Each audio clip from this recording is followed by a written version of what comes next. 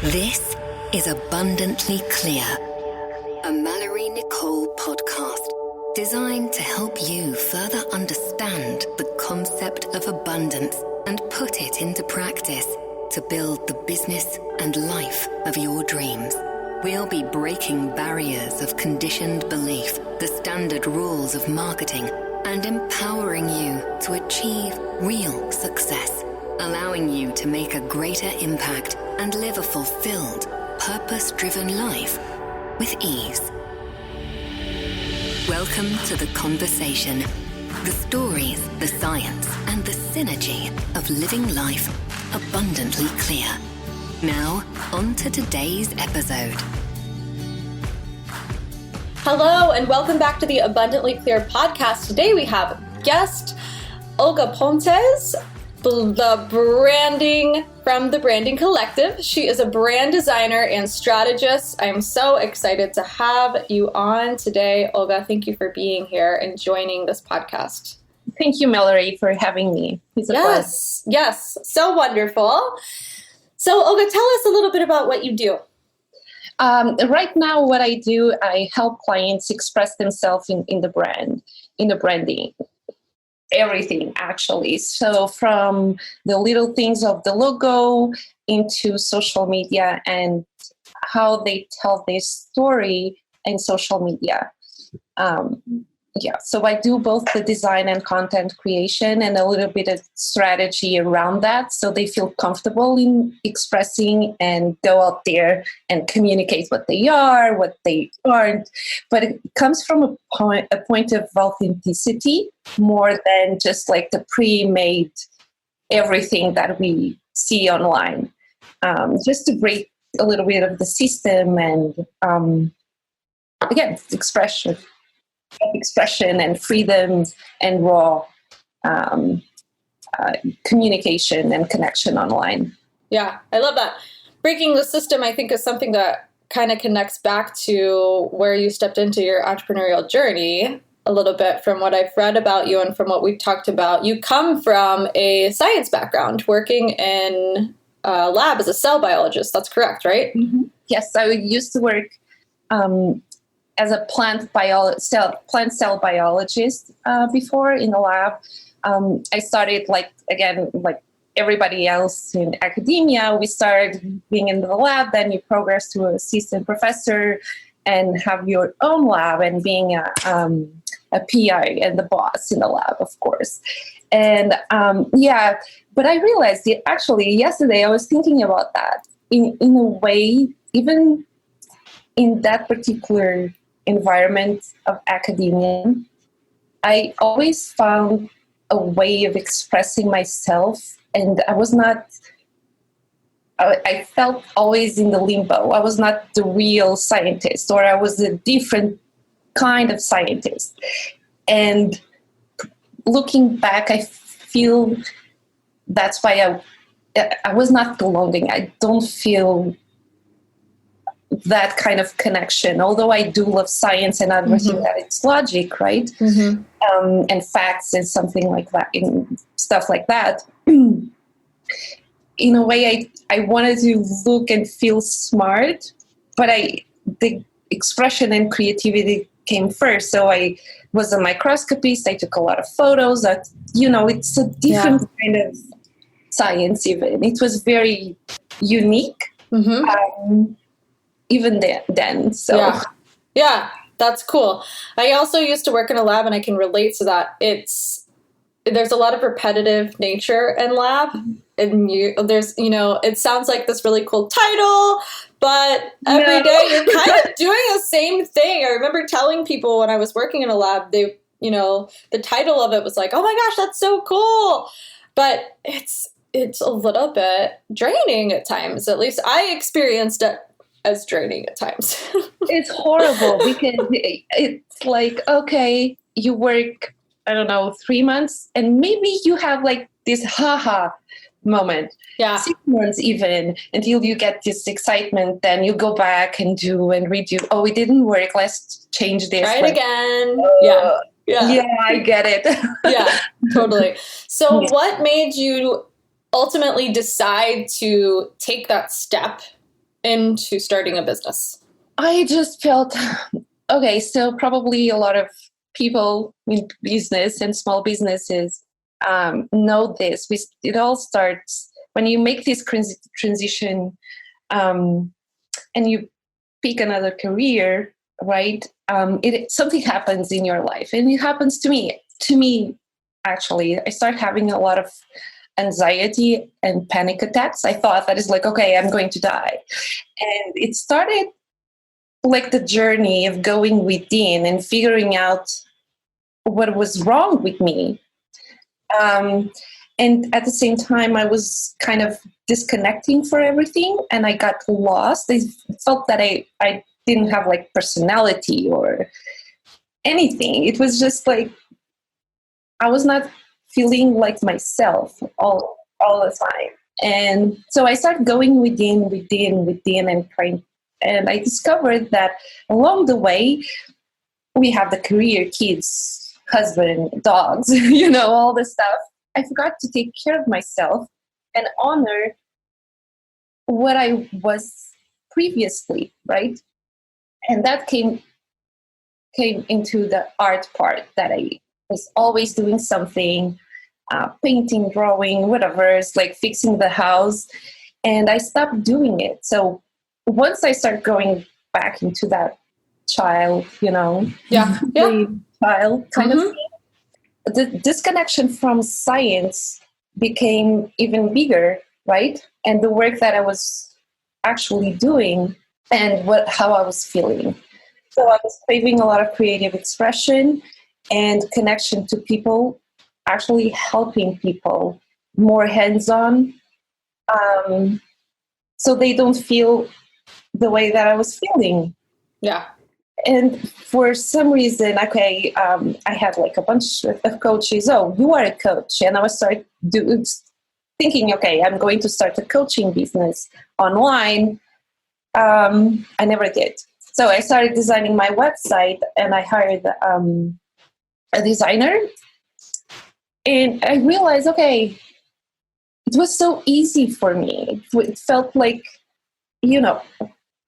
I just rediscovered something about myself. That it was just like the flow that I was feeling. It was so amazing. I started doing, and then, okay, I'm done with academia. And it was just like that. I'm done. I quit and started my business. So beautiful story. And I think so many people struggle with that anxiety and not knowing where it comes from and not knowing what it is. And so often anxiety and the experience of anxiety is just that suppressed emotion or suppressed creativity that we don't know how to let out. And we try and do all of these things to fix the anxiety. And then when we open up that channel of whatever it is, the anxiety goes away because we're coming back to our truth of who we are. And we can help people in so many different ways. I work with a lot of service-based providers, and all of them are living in their truth of what is their zone of genius and what can they do to help other people. The coaching industry is not the only thing that helps people. You're taking a client and helping them uncover and discover how to relay that message to their audience in a way that they don't know how to access and see. And that's the collective genius of all of these service-based businesses and entrepreneurs online, just helping create this epic lifestyle for everyone that's involved and the help that they're providing for all of their clients and all of the people they're connected to. And it's just such a beautiful thing.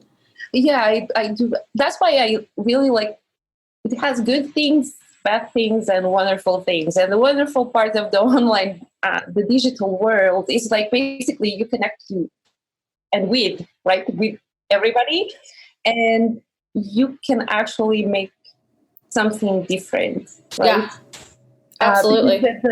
The frame of mind is totally different from what you see like in academia or corporate, and I think it's amazing what we do. Yeah, it's pretty cool. What type of clients do you work with?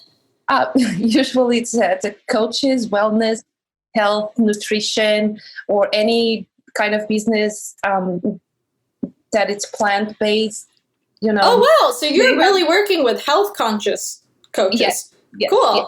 Okay. And that's one of my values, to preserve the environment. And so it all goes back to plants. yes. That is really cool. Yeah, not all of them, but yes, most. And they are all creating this different collective conscious, I think, a different one, right? And so I feel really grateful and honored to do that. That's really cool. With them. Something that you wrote on your website, I'm going to quote you for a second here. I realize that we are not going to experience freedom, deep connection, and true passion in life by hiding who we are and the change we're here to make in the world. I love that. Thank you. And it's true. I think that I mentioned before, we are programmed, right, to do something that it's expected from us.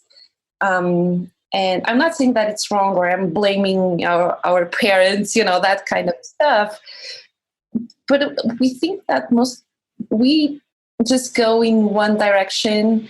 At least that's what happened to me. And I see this with a lot of people that I talk to.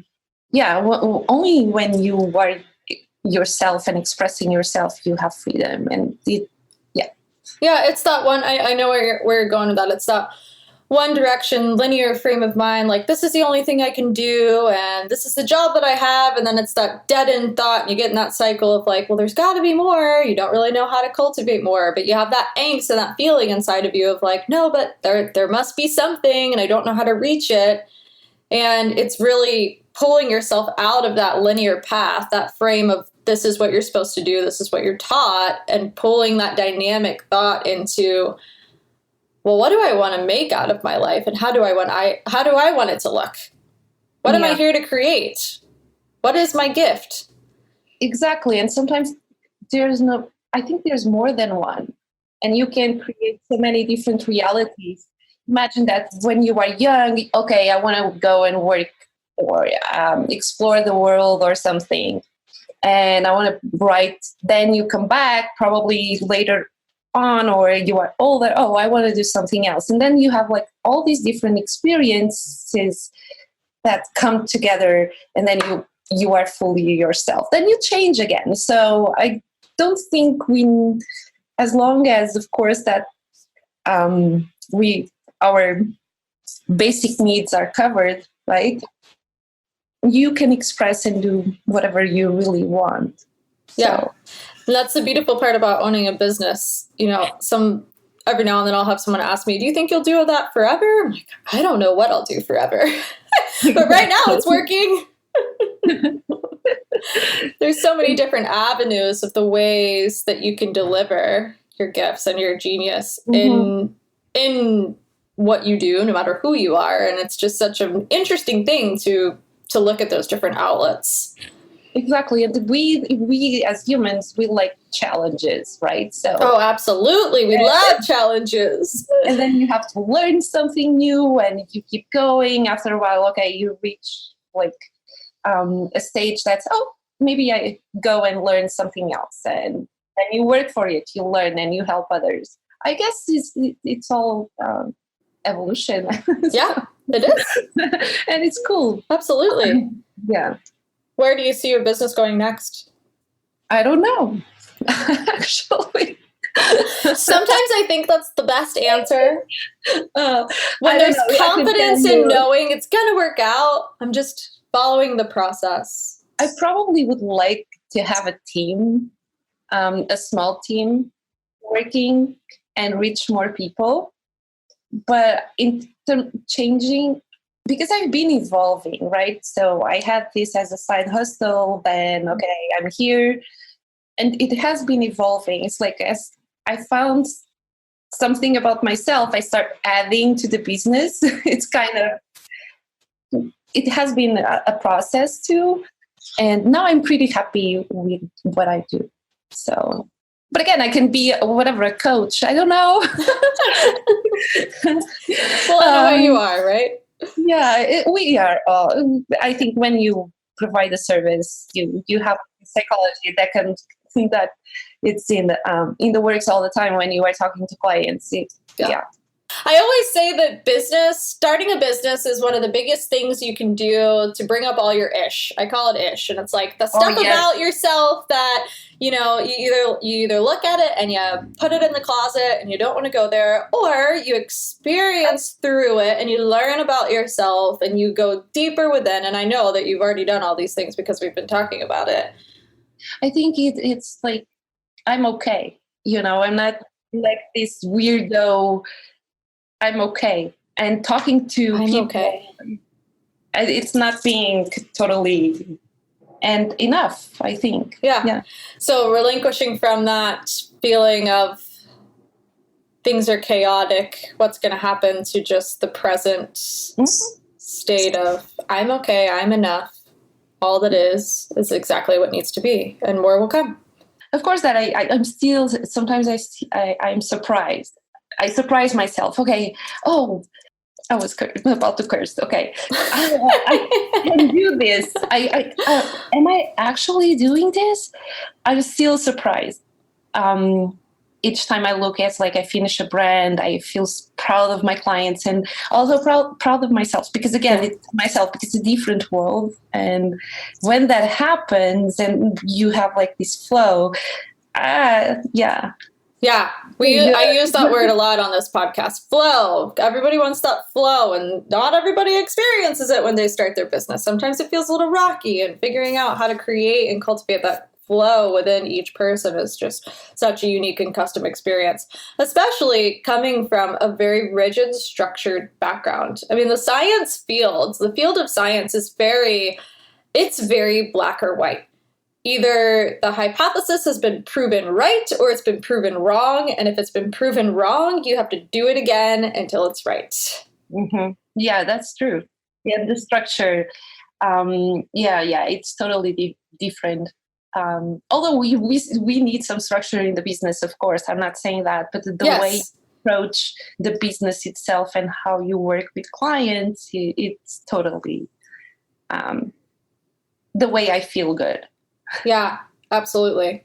Did you notice any changes after you started your business in the physical being, feeling different after you had left the controlled environment into shifting into releasing the creative outlet and working with clients?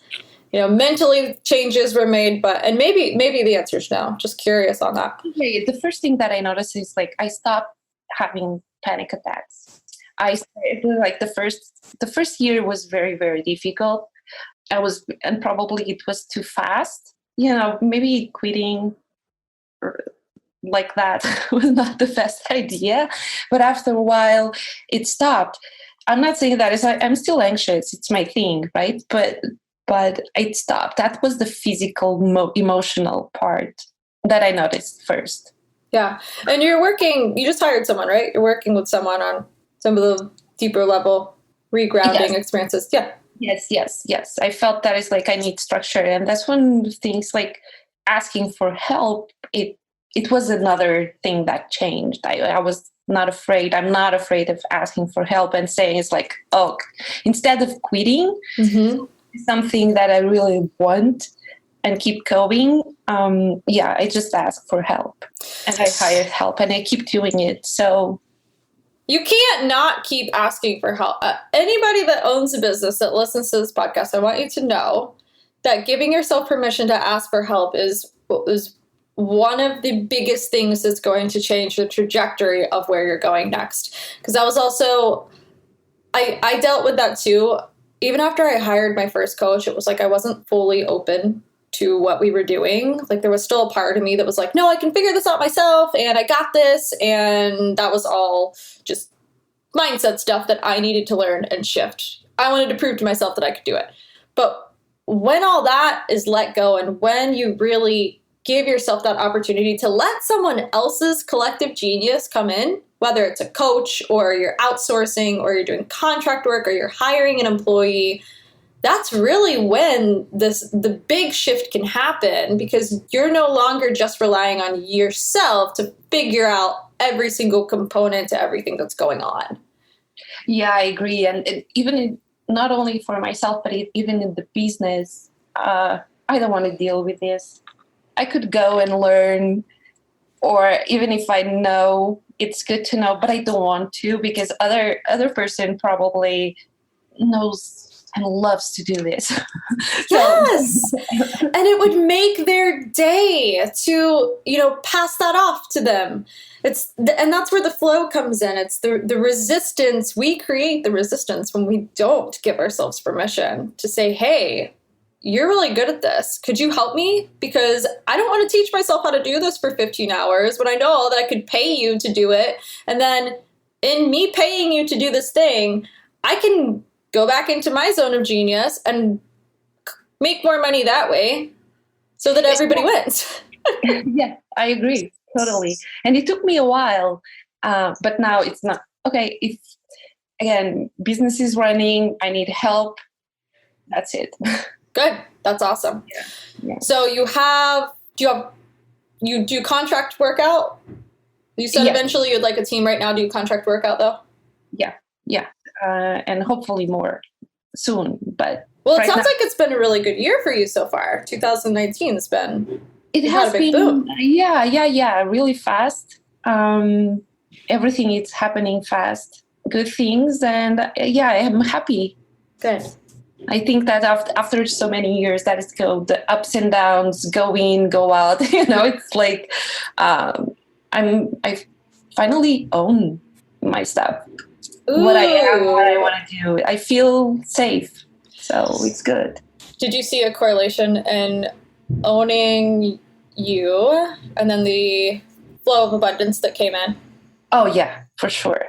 Yes, and it's one of the things that I noticed is like you have so many things online, and it's like the overwhelm of information, and everybody's eager to help you, and I did that. It's like for sometimes it's like when you have a bunch of garbage, like a bunch of courses and learning things that probably you don't do.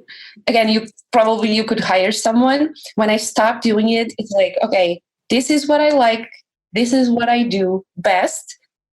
And there's a flow and not forcing anything. Oh yeah, I own it. And that's what I'm going. And I'm not afraid. Now I'm going to launch that part of the business, that part of me.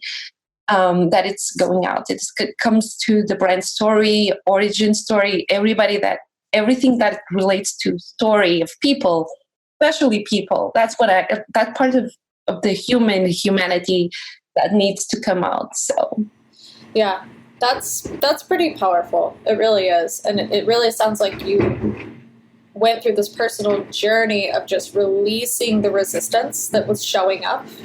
And then when that happened, everything just kind of fell into your lap. Yes, because most of the times I think that I was afraid. It's like you see, oh, am I good enough? Or, oh no, this is not for me. I don't know enough. You always have some kind of mindset going on. And then you start hiding and, Yeah. Yep. I mean, that's the thing I do. Tell people that stuff right there. Yeah. That's really, really cool though. I always just love hearing people's personal journeys in their business because it really is an all-encompassing thing. It's not just the business journey and it's not just the person. When you own a business, it's your baby, it's your thing. It's the whole experience of all of it. Yeah, and that's what you bring to the table, right? The good things and the bad things. It's going to help you and manifest in your gifts what you are going to do for your clients. It comes back to the origin, your background story, how you got there, and it's pretty cool to see the relationship between your experiences through life and then what you are going to offer in your business.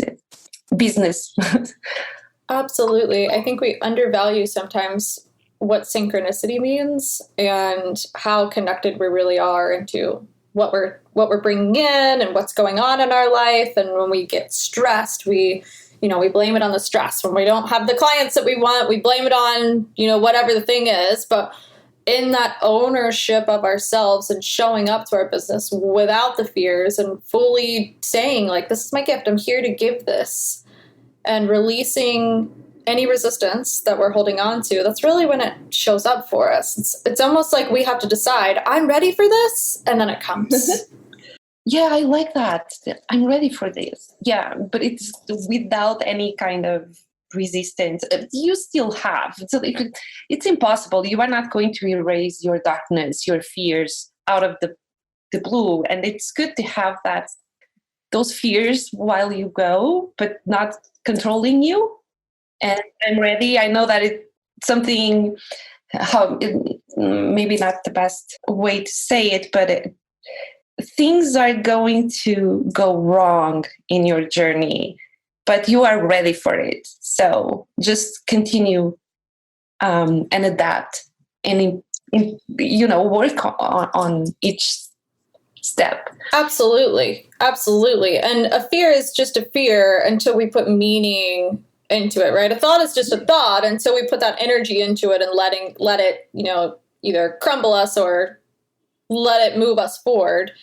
And not everything is going to be perfect, but if that trust in ourselves to deliver, and that trust in ourselves is greater than the fear that shows up of, well, this could go wrong.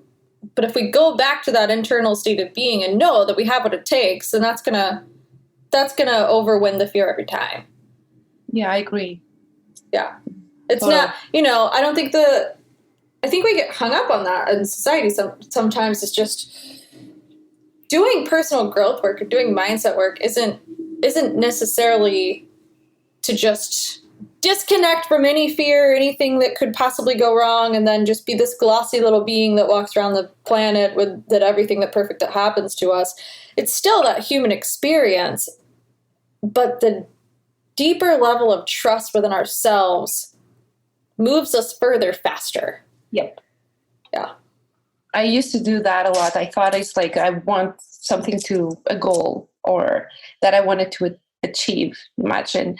But then everything needed to be perfect. Once I have like the first challenge, right? I'm weak. I'm going to quit. Yeah. So, which is especially in life, especially if it was related to things that I really want, or with science, the science part, I had everything covered.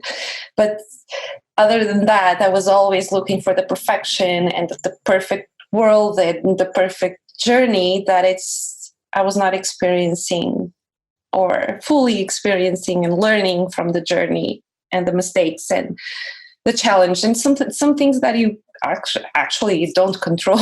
Yeah. And not letting those things define you when you do experience it. It's like, okay, you decided to do that. It's not my fault, but I was blaming me because it's like, it's not the perfect world. And somehow I have like this God that I had to control everything. Everything needed to be perfect. So yeah, no, I totally get it. And that, that goal is, it's like the control and the perfection. And then when something doesn't go the way we want it to, that trap of letting that really define our being and our worthiness and who we are. And I think that's one of the biggest things that nobody warns you about that when you start a business, right? Like nobody tells you, hey, just get ready. It's going to be a little bit of a different experience than anything you've ever experienced before. Yeah, because you are creating your own life, right? I really don't like creating your life by design because, again, it feels too perfect. But I think it's good. You are designing whatever you want to. That's so funny coming from a designer. I love that. But what I like about the design is like when you are co-creating with your clients and imagine that you show something or some vision and, it's too perfect. I want something, and I had that experience this year, for instance, with working with, it's too perfect. Let's make something a little bit off. And I thought it was so cool, I never had that. So coming from a client.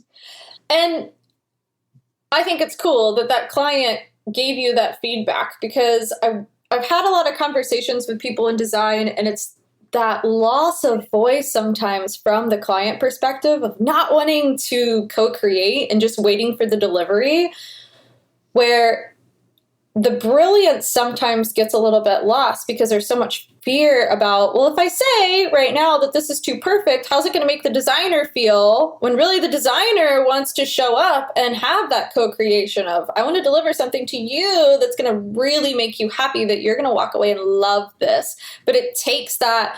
I talk a lot about effective communication on this podcast, and it takes that communication between those two people, the provider and the client, to really be on that same page so that the outcome makes both people happy.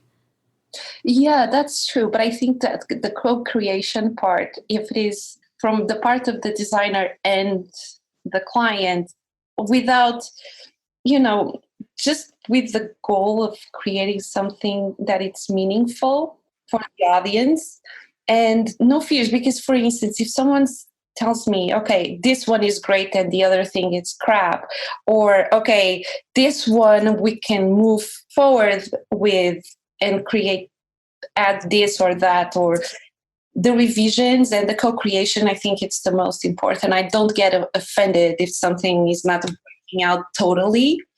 And I like to talk to them actually on the phone to get words and feelings and images, so we can create something better. Yeah, and you really want to understand your client. Yes, exactly. That's the point. Yeah, I love that.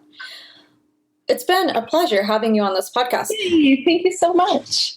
If there is someone listening to this, how can they find you? What's the best way to reach you? See more of the work that you do. Go to my website and send me an email.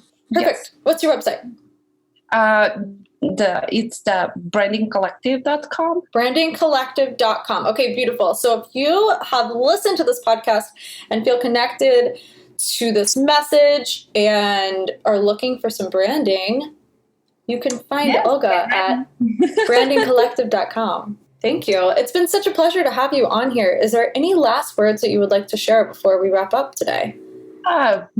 I think that we need, and I feel the more we express ourselves naturally and creatively, I think we can change a little bit of the world. So I fully agree with that. And I love everything online. So I love that. Cool. Well, thank you so much for being on here today. And thank you, listeners, for tuning in. Until next week, we will see you on the Abundantly Clear podcast. Thanks for listening. As you put these concepts and practices into action, you'll begin to see the benefits of living an abundantly clear life.